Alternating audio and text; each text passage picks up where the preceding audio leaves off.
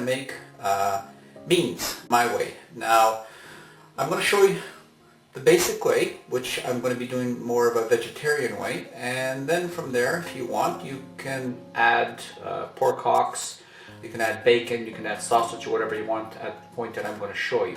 You take a nice sized pot and you add about 2 to 3 tablespoons of oil. We take about 1 medium onion diced, and we add that. Now, it's important to have the temperature right here and correct. I have it towards a medium high, and it's important that you don't want to steam the onions. Temperature has to be right. What you want to do is you want to fry the onions. So we're going to let that go for about 2 minutes until they just become just a little bit softened. Now we add 1 medium carrot diced,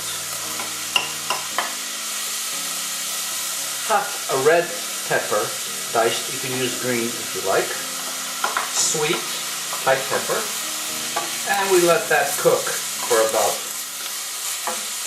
2 minutes.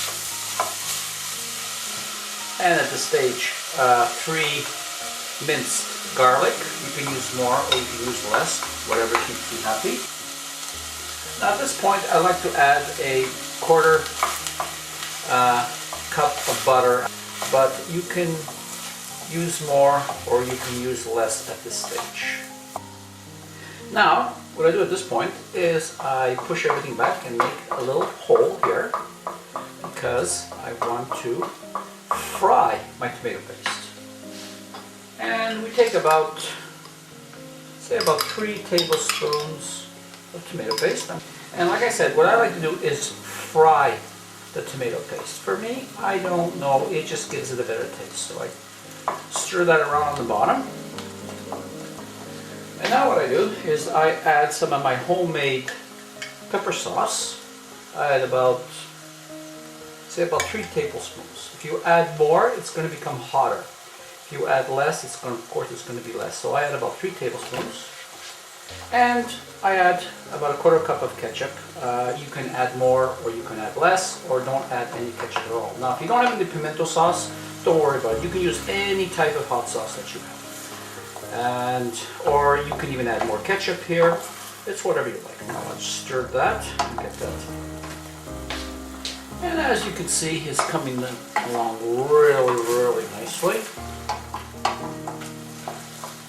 And all the flavors are intermingled. Now I'm going to add some more flavors now. At this point I'm going to add some honey, or you can add brown sugar to take the tanginess away from the tomato sauce. So I'm going to add about 1 teaspoon of honey.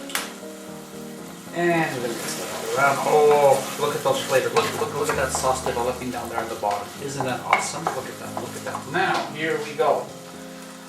About 1 teaspoon of red or white vinegar. That's about it. And of course, my famous pepper.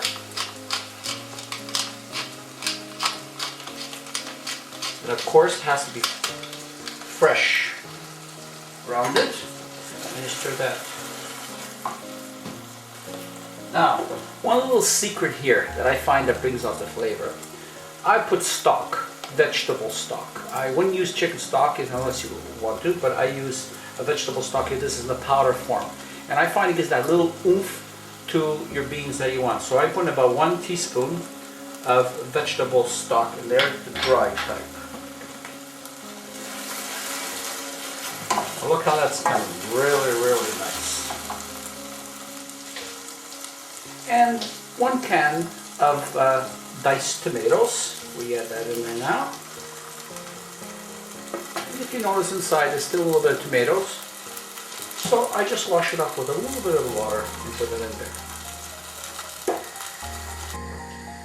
Now the beans I'm going to add are red kidney beans. You can add 2 cans of red kidney beans and 1 mixed or whatever kind of beans you want, but I prefer them in the can. And the reason I prefer them in the can is because they're kind of like marinated, they're already softened, and I find that for digestion purposes, for me especially, the can is better than the fresh. So we're going to add now 3 cans of red kidney beans. So here's 1, and don't drain the beans, because if you look inside, there's a delicious sauce in there, which we are now going to add a little bit of water. We mix that up with the spoon, and those juices in there, you want them inside your sauce. You see the juices in there of the beans? There's all your flavoring. So do not, please, throw those out. And you put them in there. And you add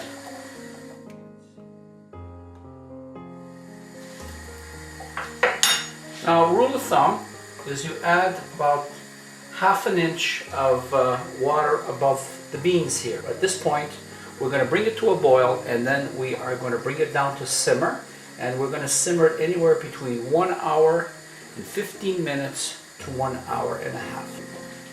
And cover. Okay, now you can see that I brought it up to a boil here. See? And then what I do is I bring the heat down to a minimum, and I stir once or twice around every 10 minutes. And we're back. Now you can see this thing has been on slow heat, minimum flame for 1 hour.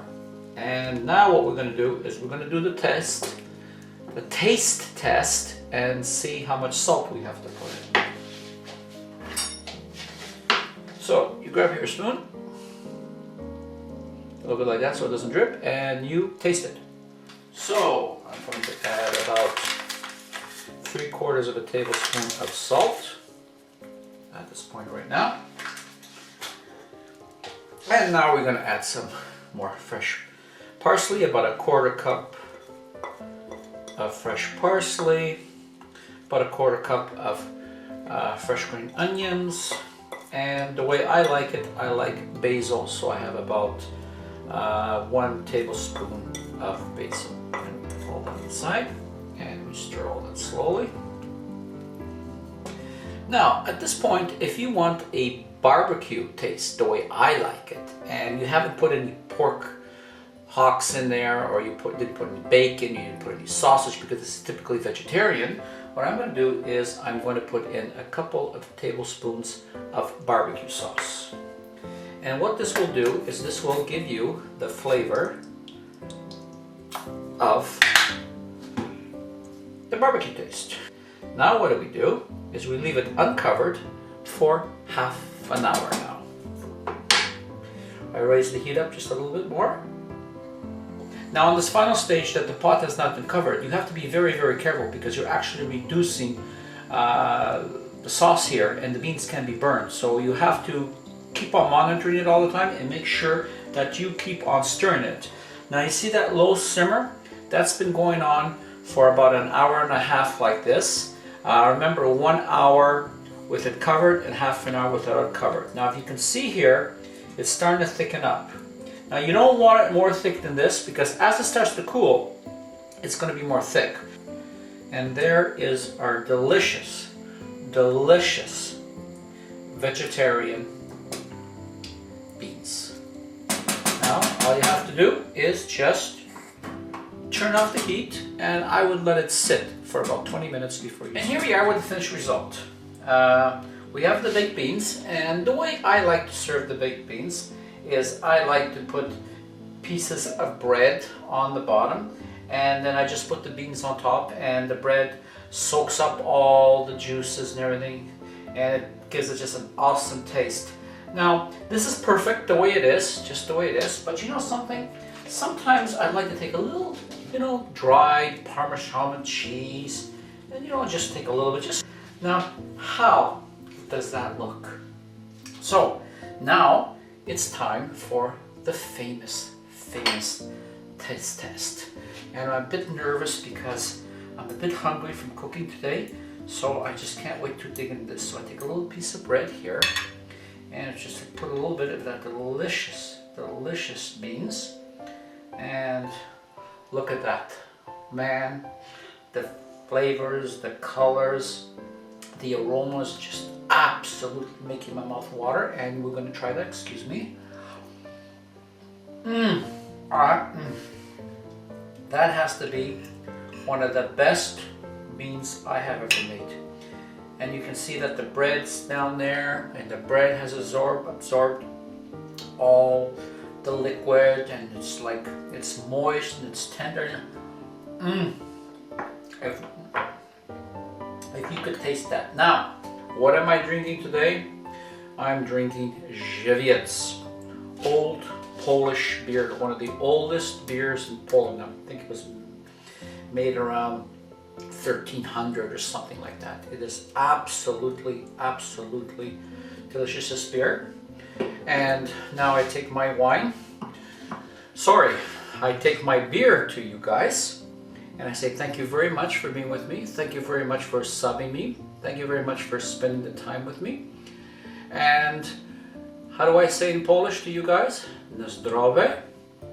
And I hope to see you again on my next cooking series. Thank you very much, and hello from Poland.